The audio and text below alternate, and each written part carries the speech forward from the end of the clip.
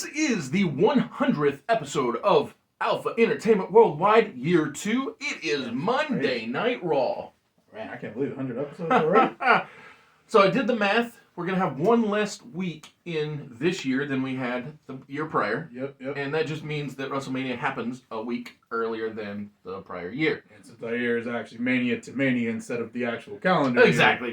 Yeah, our year is the Raw after WrestleMania to WrestleMania. And then we start all over again.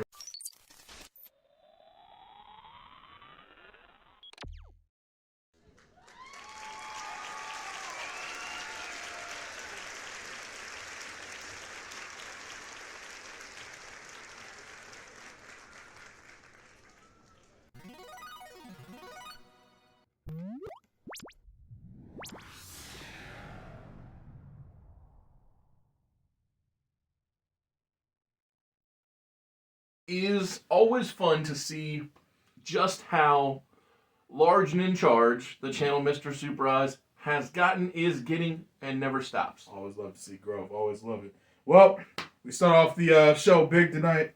Well, kind of. We start off with the big thing. The guy, Brock Lesnar. Coming out with Paul E. Heyman.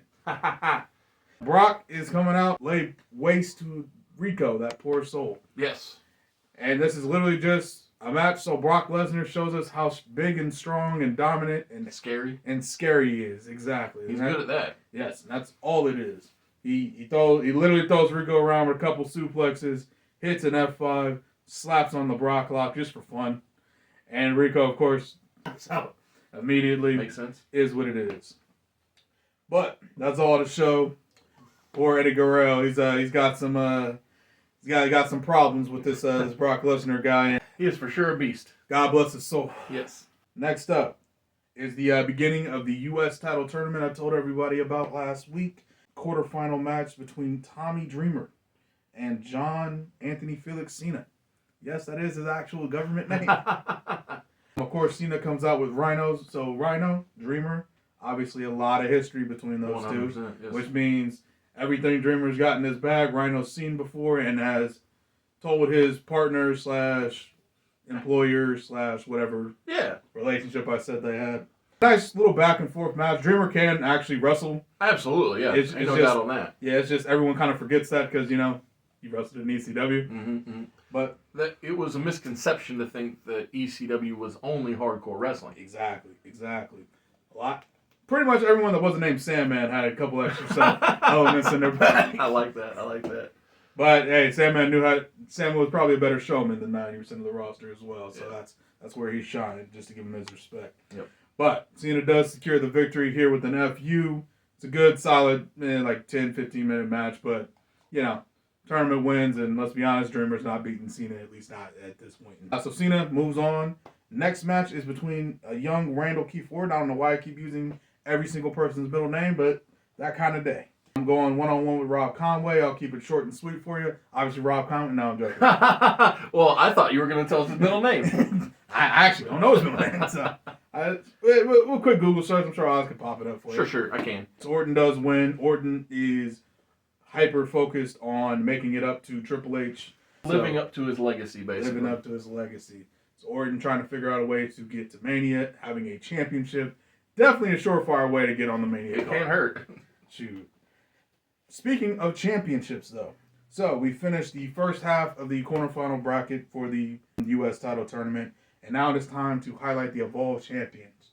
So, Kane enters the ring. Big Red Monster. Holding the Evolve title. Obviously, sans crew because Evolve title rules. Yes. And he is going one-on-one with the legend. The man who debuted at the Royal Rumble. I think our first ever Royal Rumble debut. Yeah, that's a good show. Yeah. In our company. Ultimo Dragon. The legend. The man so famous, he literally is just synonymous with championship belts. That's true. And Ultimo is looking for a new championship to add to his legacy, add to the mantle. And says he wants a one-on-one match with Kane. No special effects, because let's be honest, any hardcore stipulation, Kane will probably kill. Yes. However, when it comes to Ultimo Dragon, you think speed, you think technique, and all those things. And Kane's the powerhouse. Yes. But he doesn't have the speed and technique of Ultimo Dragon. I agree. Ultimo using all those things to keep away from Kane, keep out of his reach, keep him on the mat, and then hit He's him also a with master of rapid those fire. ropes. I'll tell you what. Absolutely. His flips, Oh my his God. springboards, good stuff. His acai moonsault, Yes, sir. everything man does, next level. Kane has Ultimo in chokeslam position. Finally gets a hold of him. As he brings him up, the Undertaker's gong sounds. Mm-hmm. The crowd loses their mind. Kane completely forgets. I bet the lights are flickering too. That's lights- usually how that and works. the lights will flicker on and off. Yeah. As that's happening, of course, Kane forgets how to wrestle because that's wrestler 101. Exactly. I think that's like probably the third thing they teach you in wrestling school. Like when music hits, you stop doing what you're doing. Yeah, it was flatbacks. It was collar and elbow tie-ups, Yep. and forget how to wrestle. Forget how to wrestle when the music when the hits. music hits, yeah. Got it. All right, I gotta put that in my notes. Ultimo takes advantage of the distraction, hits the kick to Kane's stomach, and then the acai moonsault, or not moonsault, acai DDT. I know what you meant. Yeah. Thank you. Right, good looking out. He was flipping into that there, DDT. Yeah. I mean, to be fair, it was the same style flip. Yes. Acai DDT 1, 2, 3. Ultimo Dragon is the new Evolve I love champion. that. That man is nothing but talent. Man. And Kane has some explaining to do after he buried his brother alive. Yes, just a little bit. But So that is the first reveal of who Monday Night Raw got when SmackDown obtained Bubba Ray and Devon Dudley. yes, Much appreciated for that, their trade. indeed. Thank you for being here at Mr. Super Oz. This video is going out, and this channel only exists because I, Oz, founded Gamble Comics, which first release was Everlasting Survivors, a 68-page graphic novel called All Day Long. Available now. Follow the link in the description that will take you to gamblecomics.com. While there, you can get hats, shirts, posters, much more, but most importantly, the story itself. And there is one more person we got, but they will be revealed in time. Yes.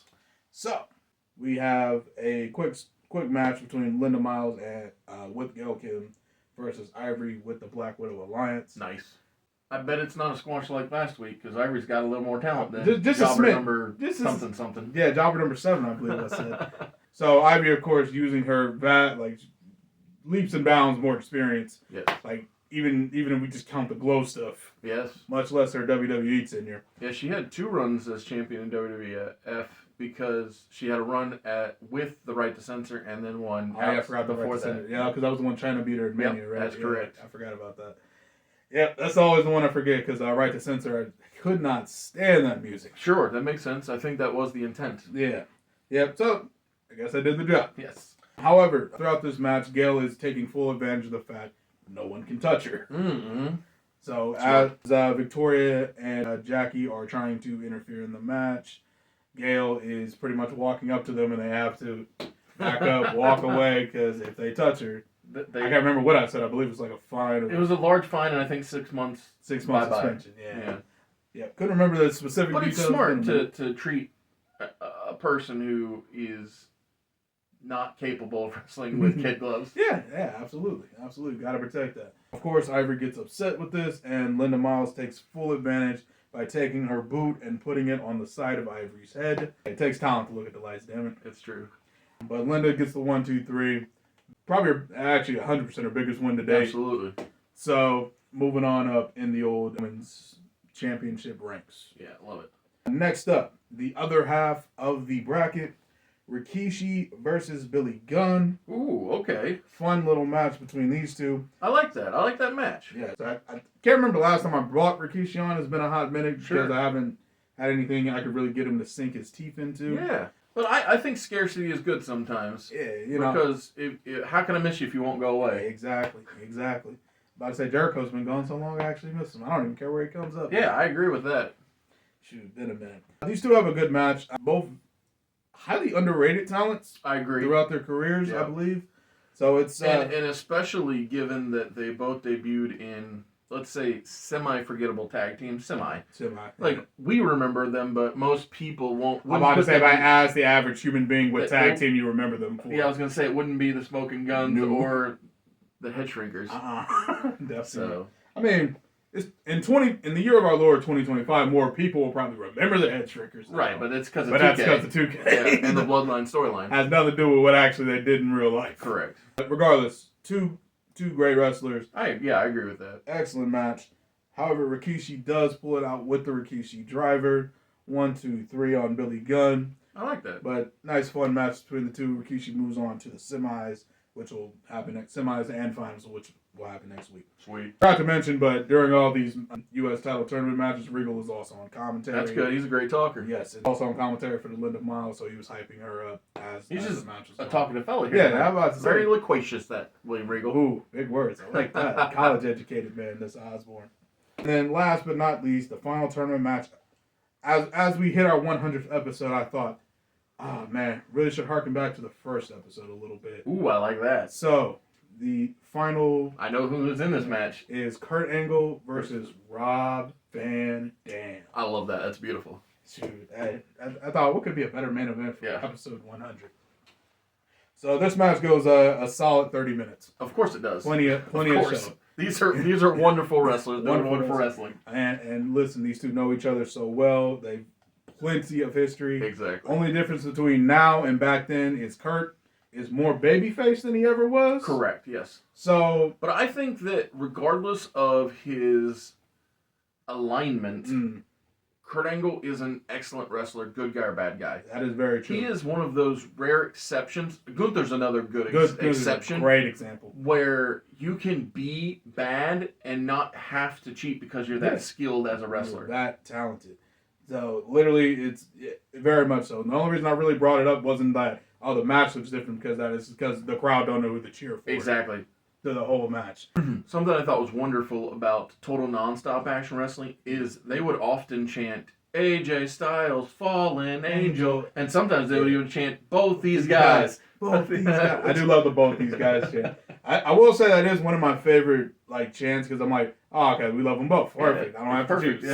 I don't have to choose. And so I agree that's good. And it is harder in a large arena. It is harder when you're traveling. I think that something NXT currently both values and suffers from at the same time is the same crowd. And the same thing that TNA both valued and suffered from at the same time, which is, oh, we love this person, but also, oh, we're tired of this person. We're tired of seeing this person. So it's different when you can go to a show every day and just it's that time of the week. Let's get a TNA. Yep. See the show. So I get it, but nonetheless, this is a great main event. A phenomenal main event between these two. It finally breaks down. Kurt goes for the angle slam, but Rob is able to wriggle out, and he catches Kurt with that. You know how he's able to leg scissor into a pin into Yes, sir. a roll up? 100%. Gets him with that. That's awesome. Gets him with that. That's so cool. And Kurt's shocked, but he's also it's Rob. It can happen. So Yeah. Kurt, to the surprise of even Rob himself, puts his hand out. Rob accepts the hand. I was going to say, talent recognizes talent. Exactly. And that's the show. Sweet.